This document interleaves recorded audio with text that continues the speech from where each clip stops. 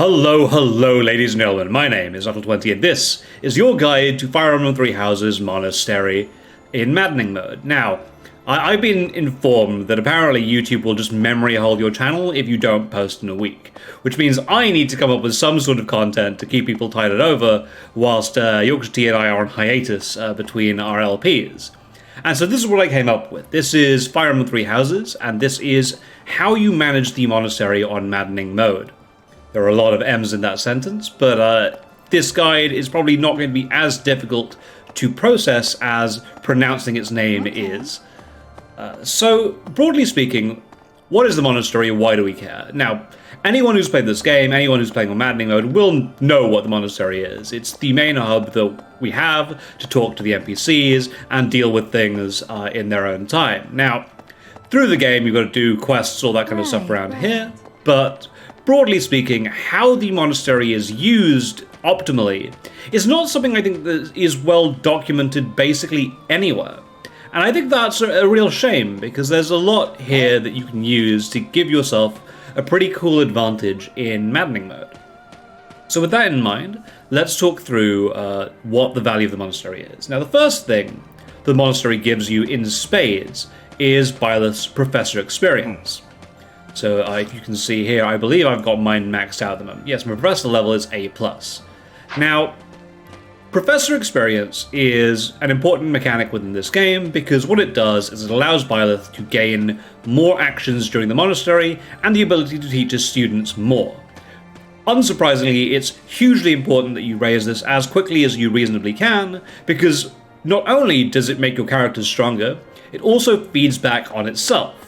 That is to say, as you get more professor levels, you have more ability to do things in the monastery, and therefore more ability to raise your experience levels some more.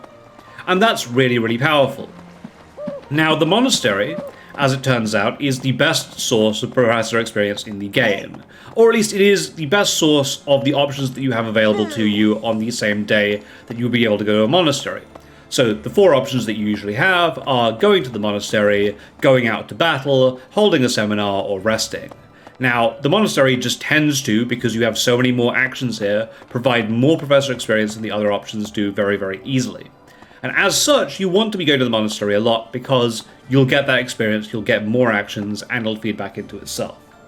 The second thing the monastery does is it allows you to refill people's motivation. Now, motivation is the method by which you teach people. It's how the meter that you spend to teach students different skills, and the best way that you have of restoring it for everyone is with these meals. Now, I've got no activity points to share a meal today, but when you use a meal with two characters that enjoy that meal, they gain all their motivation back, and this is the easiest and probably cheapest way of raising people's motivation. Also, it's very, very good at raising support points with people. So if you've got somebody that you want to recruit, then eating a meal with them is a really good way of doing that, whilst also potentially filling out the motivation of somebody else. Typically, if you've got an odd number of actions during a day, or an odd number of students that you've trained, then it's actually a really good idea to take the last student that needs to be motivated and pair them up with somebody that you want to recruit into your house. Really, really handy. The next thing that you can deal with is, and the next thing that's actually very, very important about the monastery is gardening. Now, gardening is what allows you to gain stat boosters, effectively, from the monastery. So you walk up to the green keeper, say hello, and they say, do you want to do some gardening? And here, if you want, and you have seeds, which I don't for some reason, you can plant some crops. And if you plant all of those crops, in fact, the reason I don't have any seeds is because this is my endgame save, and I've spent all my money and spent everything. But you can plant seeds and you grow them into crops at the next point that you visit the monastery. And those crops have a chance of yielding stat boosters. So, by the way, if you want stat boosters pretty consistently, then go to the market, buy flowers as seeds, and plant the same type of flower every time, and you will get some sort of stat booster associated with that flower. Now, the reason that this is beneficial is, again, it raises professor level, but also it allows you to generate stat boosters on a regular basis, and you can only do that by coming to the monastery frequently. So again, that's the real value of the monastery. You gain powers for your kids, you gain stat boosters for your army, and on top of that, you gain more training for them in the future as well. That's why it's so powerful. So, when do you want to go to the monastery is the next question available to you. Now, if you look at the month that I've got here, let's look at our calendar. So you can see here that we've got our calendar, and this is a very, very standard month. It is the kind of month that you will see for most of the game. There'll be some that defy this pattern, so please be aware of that. I'm not going to go through every single month of the year and define exactly what you should do. This is just a general trend. You will notice that the first weekend of each month allows you to go and visit the monastery. And then subsequently, you can train your students on the next Monday. So obviously, on that first weekend, there are a bunch of quests that will show up in the monastery, and it makes sense for you to go to the monastery first then. You go to the monastery, fill up on your motivation, and you spend it here and teach your students. And you go down the week, no problem. Now, what I've seen from the in-game statistics is that on the second week of every month, most people go out for a mock battle or to do side quests or anything like that, instead of going back to the monastery. Now this, I think, is one of the bigger mistakes that people make. Because what happens is, you have all these students who aren't motivated anymore because you spent all their motivation teaching them this week. If you go to mock battle now, you can't refill their motivation, so then, the next week, you have to teach other people. You can't teach the ones that you were teaching before, and this prevents you from focusing very strongly on students who need it. There are some characters who just don't need any focus at all and don't care about being trained. It's not important for them. And there are others who very, very badly need it because their classes that they're best in are ones that they don't naturally go to. Really good example is, for example, Claude. So Claude will naturally just get everything that he needs from just existing.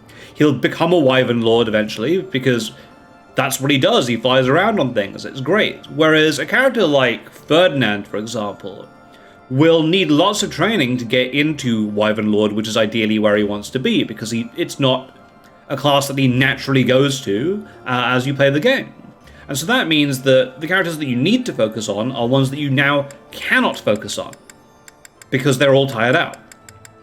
So the reason that people tend to mock battle here is because it feels natural, right? It feels right that, oh, I went to the monastery first week, I should do something else the second week. That does make sense to an extent, but I'm telling you to go against what feels natural here and go back to the monastery, because that way you get to motivate people and you can teach them again. And you get to teach them across all of this week. And then you get to another training point. Now here, again, there's no reason for you not to go back to the monastery, because you've got another teaching week after you.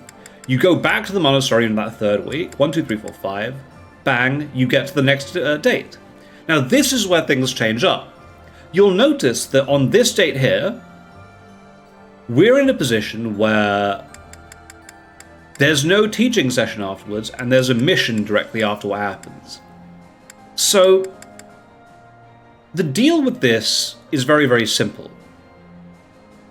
You know, because of the month structure, that you will get a Sunday where you can go to the monastery before the next training session shows up, on almost every single month in the game. I believe there is one where that is not the case.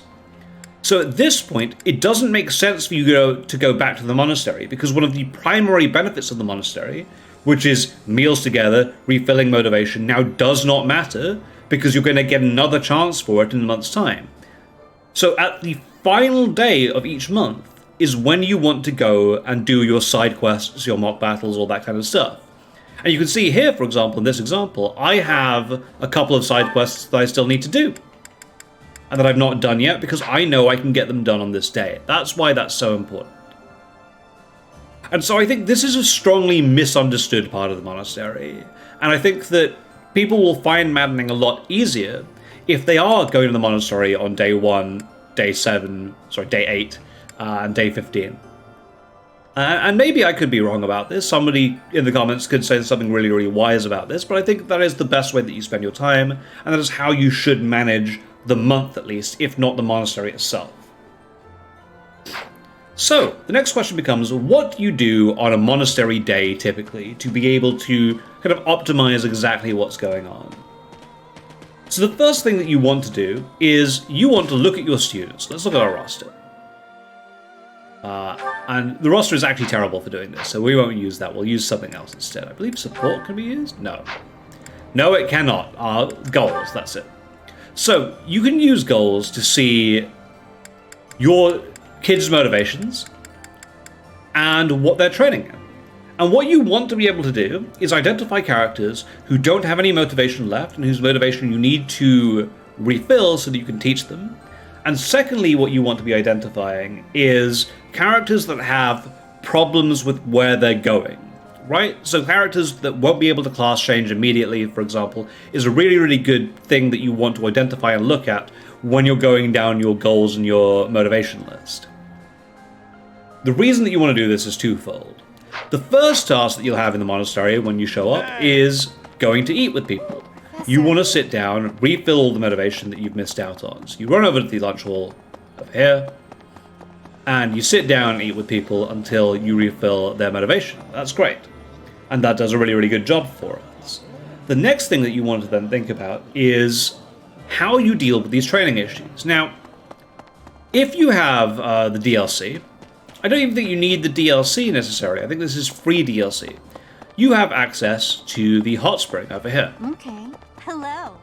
So if you walk over to the hot spring, you can then look at the students you identified as potential problem points, walk in there, and make sure that they get double teaching experience. Not double teaching. They get, I think it's +2 or +4 teaching experience for the week. That's very, very important because you can use the sauna or the hot spring. It's a sauna, I think, actually. You can use the sauna then to help you, when you're training them, patch those problems that you've seen. If someone's struggling to get into Grimoire as a class, you can then do this to increase their chances of getting into that class later on. And that's very, very important. Thirdly, what you then want to do is run back after you've fixed any problem points that you have and go and figure out if you want to cook a meal. Professor. So if we go back all the way to the dining hall, run, Byleth, run. There we go. We can go over here, can't we? You can then walk up to the head chef and cook a meal with somebody. I don't have any activity points, but the point that I want to make with this is you can cook once per monastery visit. And what that allows you to do is increase people's stats for the next mission. This is particularly important because, as it turns out, the meals stack. So if you go to the monastery 3 times and cook 3 times, all the status upgrades from cooking each of those times stack up. This is really important because there are meals that let you have, +2 food, +2 speed. Maybe, I think it's +2 speed. So you can literally come here 3 times in a row and stack up plus speed 3 times to give everyone +6 speed overall for the next mission. That is pretty goddamn great as things go. And you can see, hopefully, if I look at my status, I believe. Yes, so you can see here, Edelgard, in all her wonderful power, has really, really strongly boosted stats right now. I unfortunately can't show you exactly how far boosted they are, but they have been boosted multiple times, because it just won't let me show the details. I love 3 Houses UI, don't you? Let me check if I can see it this way. No, apparently not. That would be really great if I could tell you exactly how boosted they are, but they are pretty significantly boosted as things go. So you can just stack them up over and over again. That's really, really handy, as it turns out, for improving your chances of dealing with missions. So, you've now dealt with no motivation, given people meals that they need, you've identified any training issues, you've fixed them using the heart spring, you've cooked a meal. What do you want to do now? This is where you want to spend any remaining motivation you have on training Byleth. So there'll be a bunch of teachers that have the ability to train you in different skills, and typically what Byleth will want to do is train either to allow himself to recruit somebody that you think is valuable, so you figure out what they want. Like, for example, Leone likes lances, so you want to train in lances to impress Leone. Then you make sure you do that. You train with the professors that you need, you get that experience, so you can make that recruitment easier. Absent that, assuming you've got everything that you want, then what you want to do is train Byleth in swords, ideally. This is because sword rank, I believe, S gives you improved crit, and then sword rank S+, I think, gives you improved damage on your swords. And since Byleth so frequently uses Create a Sword for basically everything that he does, super handy as things go to get yourself motivated in that way. Alternatively, if you're trying to push Byleth into another class, like Wyvern Lord for example is a really good one, Wyvern Lord's always a good class to be fair, then using that spare motivation to train with the professors is really what you want to be doing. Once you've done that, should have run out of your activity points. There are other tasks that you can do. So for example, I think that singing is actually not a bad task to do as things go, but I think they're relatively less valuable than the tasks I just listed in the order I just listed them in. So once you've done that, you then want to just deal with your free activities. The first thing is you want to go and deal with your garden, make sure that you've got stuff that's growing. The next thing you then want to do is check out the monastery for any free professor experience points as necessary. Typically, you'll find professor experience points lying around inside people's rooms or inside libraries as books. There are comprehensive charts, I believe, in the world that will tell you exactly where every single piece is. You can look them up. I don't have them to hand. I'll try and put them in the description if possible. But you can do that to improve your professor experience. Make sure you get every single one of them. They only show up once per month, and they are missable if you don't get them. Yeah. And then finally, you want to check your professor points and go, okay, well, if I've got enough professor points to almost get to the next level, then I should go fishing so that I can get to the next level, professor experience level. And use fishing as effectively a buffer to push your experience points up exactly where they need to be. Broadly, by the way, with fishing, what you want to be doing is saving as much of your bait as you physically can for days where you catch multiple fish with a single line. Most people have already identified why this is very, very powerful, but it does two things. Firstly, it is the most profitable way of fishing fish because you just get the most fish for it, and you get the most golden or platinum or silver fish as well. The second reason that you want to do it that way is because your professor experience is based on the number of fish that you catch. So you can improve your professor experience very, very significantly if you save all your bait for multi-fish days and use it all then. And that's very, very valuable as things go. So beyond that then, that is broadly how you deal with the monastery on a day-to-day basis inside Three Houses. And I think that this hopefully will be a helpful guide for some people. I wish I could have been more illustrative, but I don't think I've got any saves that have like a fully active monastery that aren't in the end game, so I apologize for that. But beyond that, if you did enjoy this, please do give us a like and subscribe, and we'll be running Bloodborne in about a week's time, so look forward to that as I pit my strategic expertise against a game where monsters want to tear my face off. So once again, thank you all very, very much for watching, and I will catch you all next time.